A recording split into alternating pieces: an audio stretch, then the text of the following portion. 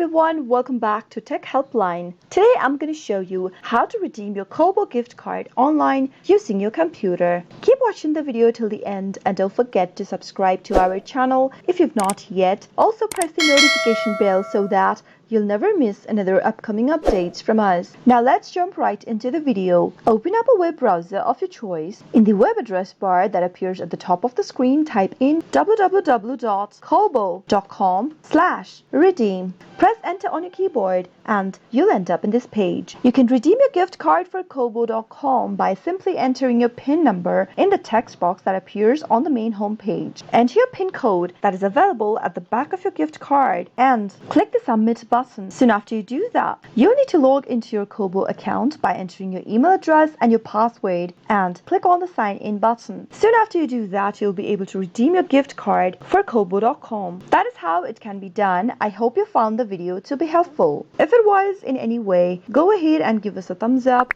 I'll soon be back with more tutorial videos like this. Thank you for watching.